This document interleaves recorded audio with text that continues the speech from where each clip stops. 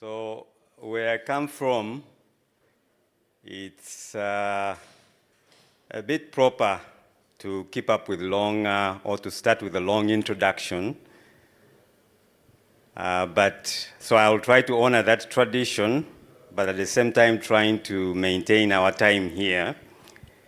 I really feel very honored to be here this afternoon, and a good afternoon to everyone here, a good evening, a good morning, wherever you're watching this from. It's a real pleasure for me being here with a group of really talented enthusiasts, innovators, and contributors. Coming all the way from Africa to Europe is not just a physical thing, but really a true reflection of what we are trying to do here in the open source community. And just this realization that we all share this basic yet fundamental principle that with openness and collaboration, we really build a better world. And the future that we are building it together. So it's really an honor for me and many, whether you're from Cape Town, whether you're from Nairobi, whether you're from Frankfurt, whether you're from Munich, whether you're from a small village in Arua, like I'll be talking about, we all share these ideals. And so it's truly an honor to be part of this vibrant open-SUSE and SUSE communities, and open source in general. By the way, that's not a typo. Asante is a Swahili word for thank you. So again, in honoring my tradition, I would not want to go into the content without really being grateful. Just so many people that I'll probably not mention, but really just want to thank the organizers of this conference for an amazing job. Doug and everybody else doing a great job. I want to thank the Gecko Foundation, the open source community that are really doing a tremendous job. But most importantly, I want to thank, really from the bottom of my heart, I want to thank my friends and supporters all over the world that really make it possible for me to be able to travel, to come here. Getting an air ticket and accommodation and all that from Africa to Europe is not something that is easy to come by. So I'm really grateful for that generosity because it not only helps me attend a conference like this, but also reach out to communities where I'm able to speak about force, where I'm able to speak about different things that have to do with this very wonderful community. A little bit about myself. I am a developer. I don't want to say if it is by choice or, but I've been doing quite a bit of work with what I call jambula. Jambula, by the way, is a very sweet fruit in a lot of tropical countries, but I don't know why I found inspiration in that fruit, but so most of the things I work on, I call them jambula. I've done a bit of embedded, like right now I'm really focused on the embedded stuff, specifically SoC devices like the Raspberry Pi. So I use Buildroot mainly to try and do a custom image that really is meant to be used by folks who want to create smart applications that are really on the edge. So something that does not depend on a lot of power. Something if the internet is off can easily be, like you could have a backup solution. And we did a bit of a prototype, a bit functional, but a prototype project called Jambula TV that is out there. If you can scan my QR code for the contact details, you can find those projects. But very quickly also, I do a lot of contributing to the open source projects. I've done a little bit of DVB apps. I'm very much into digital audio multimedia, so I've contributed a little bit there. I've also, of course, like I mentioned, Buildroot. I've contributed to iSinger. I think some of you were here last year. I did a talk on that. I also am a trainer. I love training because what it does is really mentoring that next generation of what I would call open sourcers. But I really love that, and it's really great to see folks who know nothing about, for example, Linux, and before you know it, they've really moved way up. So I do that quite a bit, and I've been using openSUSE quite a bit for my classes. So from day one, I basically picked openSUSE for those classes. I do a lot of advocacy, which means if I have to travel wherever I'm invited, I will travel to speak about specifically open source. And I've done a little bit of work with Jambula Labs, which is a company that I founded. I want to tell a story. I know we're coming to the end of the day, so it's not a bedtime story. It's what I call an open source or force story. That's me right there on the bus. Anybody here who has done, or out there who has done a bus trip in Africa kind of knows the sort of things you have to work with. And you can call them challenges, you can call them experiences, you can call them, rough time. But it really speaks a lot once you begin to internalize. So recently I traveled to a very small town in the northwest part of Uganda. You can look that up. It's called Arua, A-R-U-A. I'll just show that shortly. And to get there, you basically have to there's a bridge you have to go through. And this particular bridge is called Karuma Bridge. And at the time I was traveling, right before I traveled, like 2 days before, the ministry there basically announced, okay, we're going to stop anybody traveling using that bridge. Figure out what to do, either take a boat or, use alternate routes. So basically, it was kind of something that really was interesting. But for me, really, is the foundation of what I'm talking about is what happens when a bridge is broken, and really finding that resilience to kind of go past that. So this particular trip of ours, I didn't cancel. We basically ended up going through a national park. This is basically, I was seated right in front of the bus.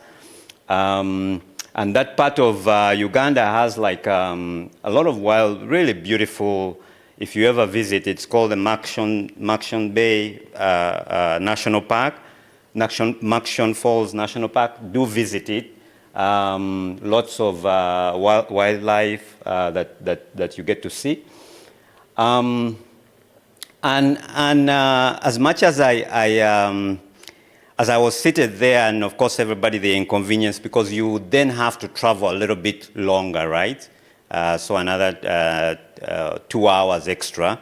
But it gives you a reflection of what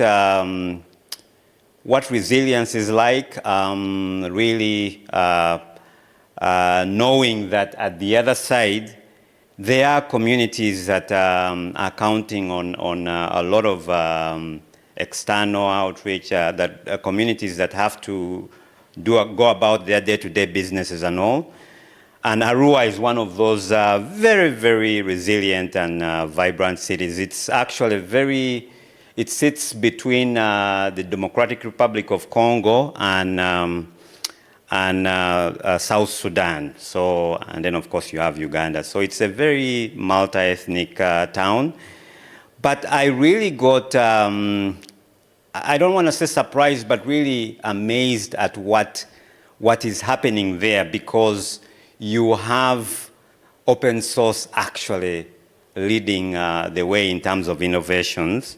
So I came across, or rather this organization that basically asked me to speak there did invite me to Muni Labs.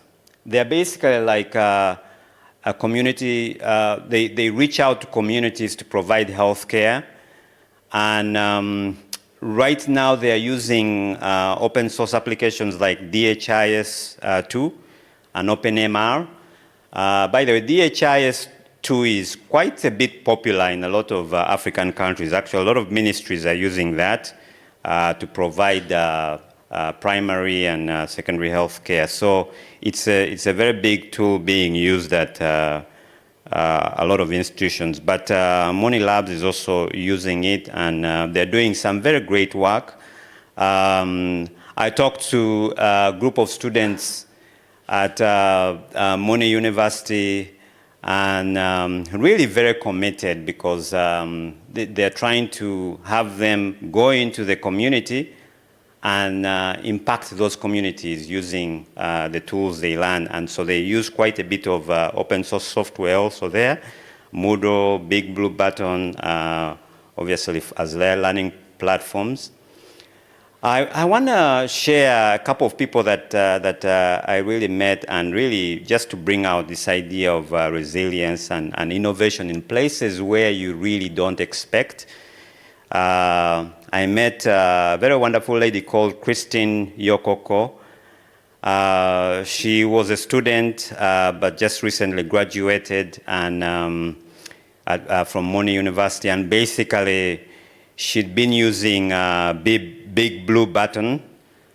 And she tells, so basically as I'm talking to her, so I'm asking her, and she tells me, well, we use it for online lectures, tests and assignments. And so I asked her and I said, what is one thing that you can say about it? And she goes, well, I can revisit recorded lectures anytime I want. It just really fits my life. It is accessible. It reduces my printing costs, because I don't have to move to a printing shop just to get a document. It makes my life easier. And so she also has a very good sense of humor, that I just wish the assignment page didn't lock up right before the deadline. So, but she wasn't the only one that I met. I also met a young man called Nasibu Asiku. He's a software developer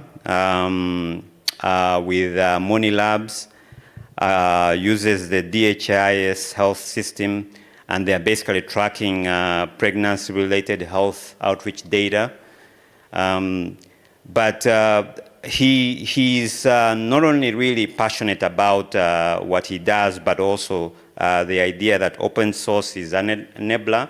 It saves them money, and so it gives them more money to be able to do other things due to the less costs they have to spend. So these are just a couple, but really meeting folks that are creating apps, and apps for folks selling even basic commodities. So here is an app that does your banking, right? You've finished today's sales. Can you balance your books? I met a young man that is even actually trying to integrate AI to do that. I won't get into AI, but the idea being is that even amidst all those challenges, you have a community that is really resilient. And those really, what I would call challenges, are really more like gaps. And I've identified about three. over my time really working with open source in Africa, it's really about connectivity, it's about literacy, it's about capacity, you know. All these things exist, but in a form that might not necessarily be conducive. So in terms of connectivity, you have, of course, your internet. So very limited, very unreliable. You basically have to look at times when you're not going to be online. You have power issues. I mean, literally, as I was typing out electrically, power just went off. And so that's the sort of thing that, let's say, as a developer, you would have to be thinking about. Geographically, just like I've shown, communities being cut off either because the roads are impassable, for whatever reason. Literacy, and what I mean by this, so that you have three types. You have just the elementary education. So you will have most students usually like general. If you look at, and again, I'm not talking about the affluent communities. I'm talking about really in rural areas. So the equivalent of grade 10 in most European US countries, that would be around senior 4 in our country, usually end up at this point, which means they just can't read, they can't write. So already that's a gap, right? Digitally. So you will have those who go all the grades all the way up, college, university, and even go on to do, you know, really great. But digitally, they kind of like averse, like I don't really want to do anything with technology. And then of course you have the proprietary. That actually is a bit more interesting because a lot of proprietary companies spend a lot of money to try and give incentives to a lot of our governments, and so it becomes very difficult to, as an open source community, if you're trying to sell the idea that open source is better because they've gotten a scholarship to go to China or to wherever, to the US, they've gotten a scholarship to go to Germany because proprietary company X gave them the money, right? So it's like we're having to compete with that, and so it's not something that is easy to overcome, as I'll keep mentioning, but I think is doable. So you materially, in terms of capacity, you find that even basics, you know, so if I'm thinking of openSUSE on a Raspberry Pi, right? One, I need to get a Raspberry Pi. So there are all those logistical things I need to worry about. Where do I pick it up from? Where do I buy it, you know? And do I even have that money to spend on something that is going to be just for testing? So there is that. Technically, the training. So there's not much in terms of like awareness of what open source software is, what Linux is, what openSUSE is. There is not so much of that awareness. So I spend quite a great deal of time explaining to people what it is, and the fact that it's even better in most cases. Financially, most of us, I mean, you have to survive, right? You have to put food on the table. So for a developer, it's not just as easy as simply saying, I'm just going to switch to open source. They have to take those considerations. They have to put those things into consideration. So the fallout because of this is, one, you get a failure to collaborate on open source projects, so then you don't have guys that look like me showing up in forums or like places where we do our thing. you will find that I can't run a server, because if I start running a server, any minute power will go off, any minute internet will go off. So I have to buy a VPS in Berlin, or I have to buy a VPS in the US. So there is that because of frequent outages. Of course, they had to reach areas like I've just been illustrating. In terms of illiteracy fallout, of course, you would then find that they are poor, like the open source tools are not really as at par with what you would want a piece of software to look like. There is limited documentation. So then also you have folks depending a lot on the external factor, the external people for training. In terms of capacity, of course, creativity and innovation gets stifled. There's loss of interest in contributing to FOSS projects. Developers and communities get disempowered. And we basically lose that community. So the reason why I really chose this topic is really to try and say, as an open source community, how do we catalyze community empowerment? And I need to look at the clock because I get so passionate about this. In terms of like, what are we doing, or what can we do that actually can make an impact? So I came up with about 3 things. One of them is enabled resilience. And I'll explain what that means. And I like that word a lot. We use it a lot in Africa, a resilience. People are basically going through, just like I was describing in my story there. So you have all these challenges. So you have a bridge that is broken. You have a bridge that we cannot cross, right? So we ended up going around. We didn't take the boat, but we ended up going around, and we went through the national park, which ended up being a bus safari for me, which I liked. The idea that how do you then enable that? How do you make that possible in terms of software, right? Empowered learning. So if you have folks that have dropped out of grade 10, as an open source community, what do we do, right? You know, they can't read and write, right? And then as having that, how do you amplify the sort of backing, you know? And so these are things that I feel might be able to push us a bit ahead in terms of from where we've been.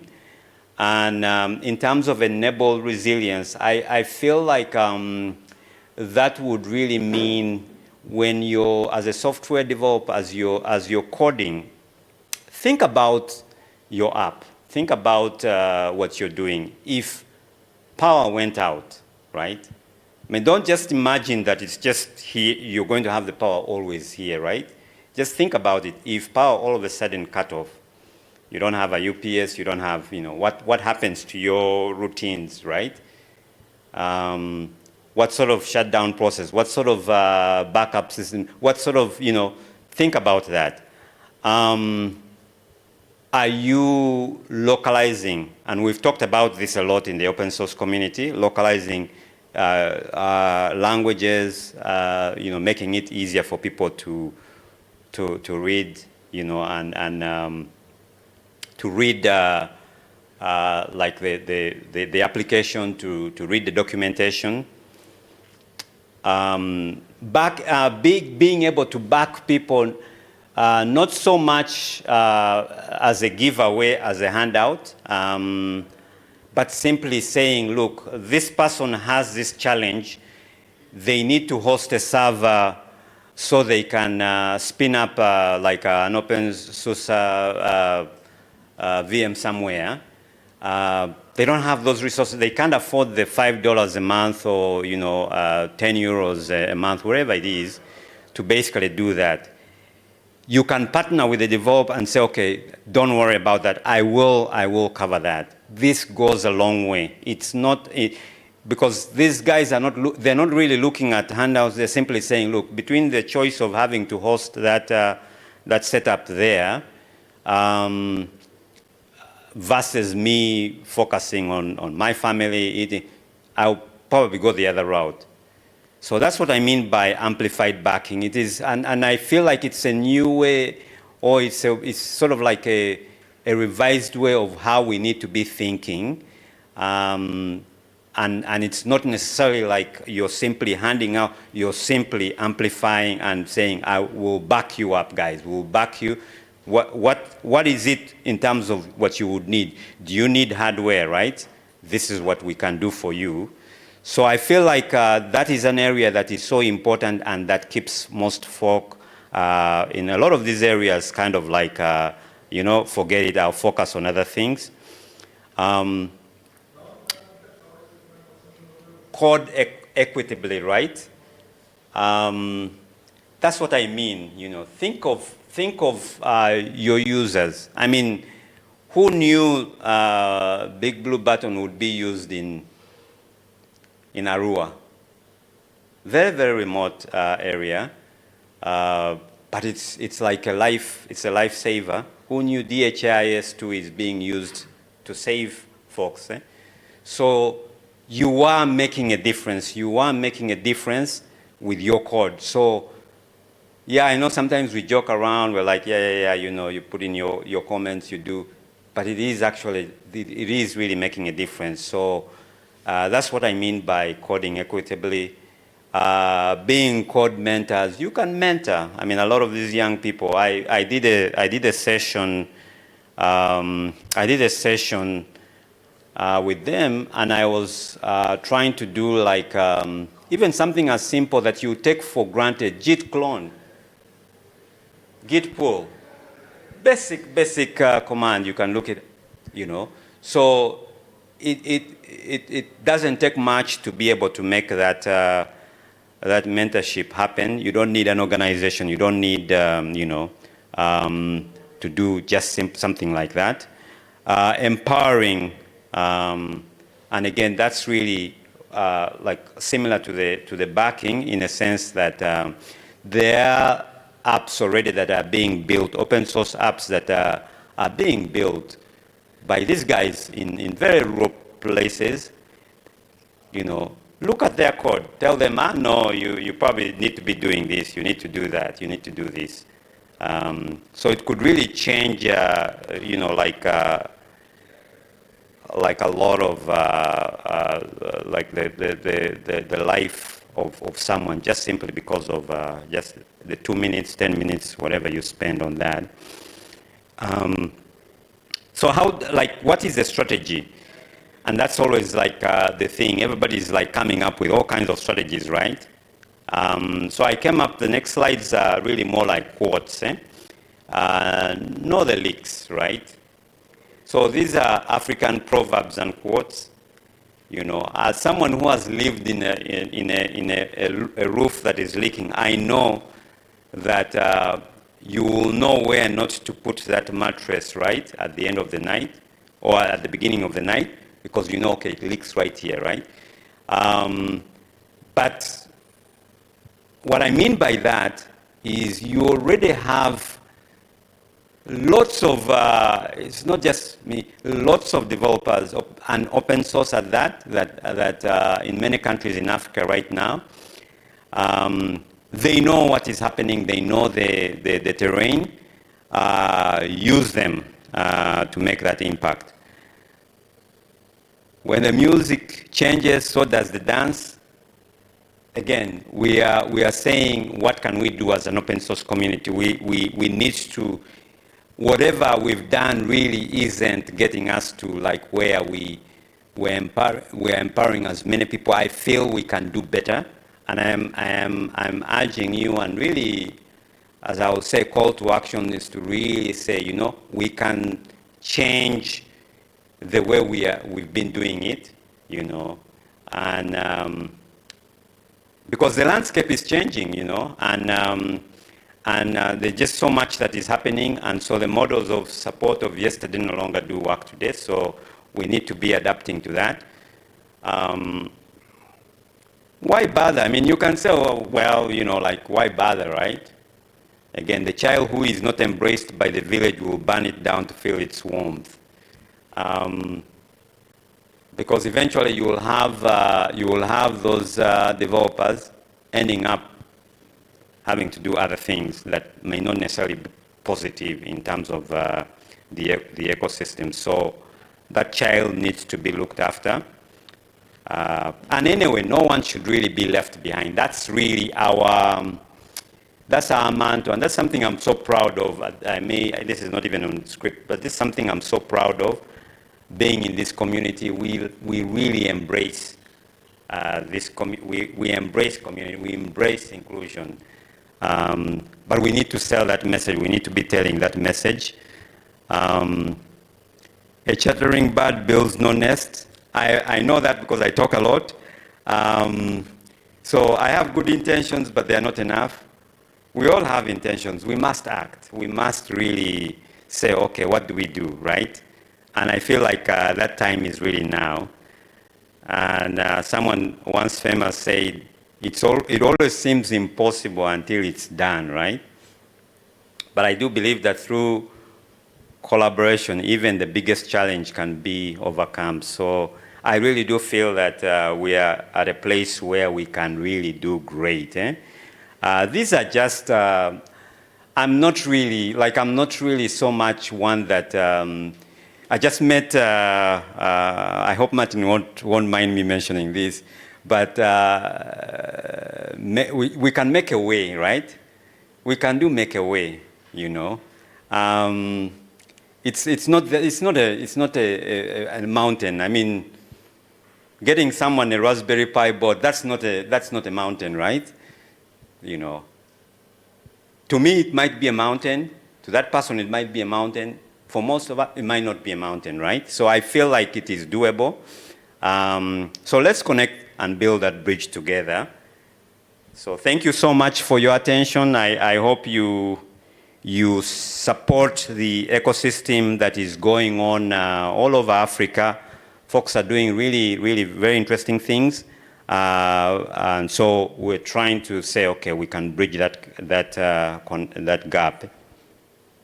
Thank you so much.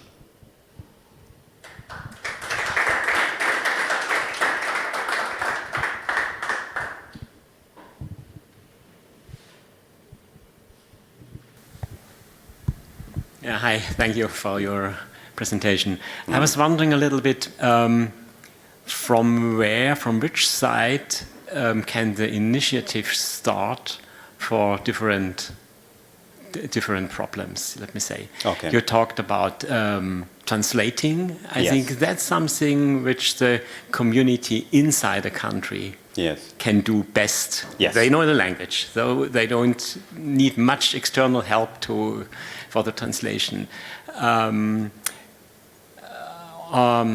Sometimes, or you mentioned a lot of things where the outside community should engage to see the problems, to help for those problems. Yes. But is it sometimes also that, let me say, people in your country fear to ask a question because they don't know, am I allowed to?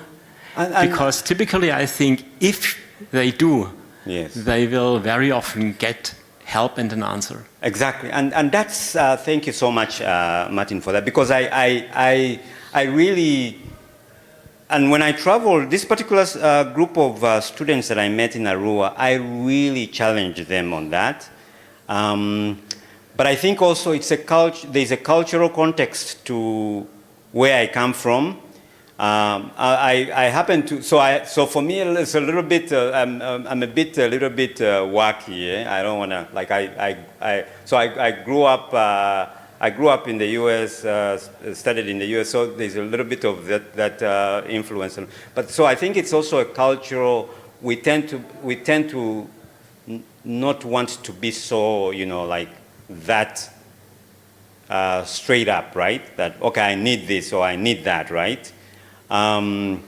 So I was challenging them and I say, look, guys, we can sit here and you're saying you're coding in your little world, that's not going to help you, right? You need to, if you need to translate, you're seeing online folks are saying we need translation here, step up, right? So that's now where the role of an advocate comes in. I'm not trying to pitch for myself here, but that's where now someone like me who is going around telling folk, you know what? Send that email, send that, put in that contribution. Nobody is telling me to get online. I was joking with Lobos that sometimes I'll pop up in his presentations and it's like, I wonder who that guy is and what have you. But like I will take that initiative. But we would need to be explaining that to our people, to tell them that it is okay, it is a community. Those are our values, and so that's what I'm trying to do. Because you have a lot of stuff like languages, Swahili, Luganda. You have so many languages in that part of the world that could really be put. I was thinking of doing, but you know, you get to a point where you have so many things on your plate. You say, I can't really now also again translate. I can't again also do this, right? So that's what I feel I'm trying to do, is to really encourage those who are really starting this journey to do.